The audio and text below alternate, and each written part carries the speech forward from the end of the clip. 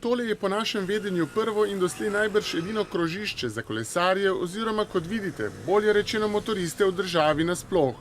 Pred dnevi je dobilo še varovalno ogrado, ki pa med pešci z otroškimi vozički, ki se po pešpoti iz Kopra odpravljajo v Semedelo, vnaša kup zmede. Projektant te edinstvene ograde je predvidel prehode, a težava je v tem, da so ti za mnoge preozki oziroma prenizki. Druga novost oziroma inovacija, ki pod Alpami ni para, je krožišče v Semedeli.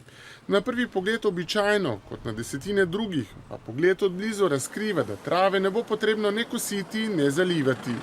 Stojimo namreč na posebnem tepihu, ki imitira travo. Izvedeli smo, da naj bi bila poslej v taki izvedbi vsa nova montažna krožišča. Novosti pa še kar ni konec. Takole je na parkirnih prostorih za invalide končala kolesarnica iz Pristaniške ulice, ki so jo po lanskoletnem zaključku del na Ribiškem pomolu pred časom ponovno okupirali gradbeni stroji. Podobno se nadaljuje tudi s severno obvoznico, ki je v prvotni obliki, tako kot si jo je zamislil koprski župan, zdržala le pičlih 8 let. V kategorijo predvolilnega šminkanja mesta lahko štejemo tudi otok med cesto na Markovec in ulico drugih prekomorskih brigad.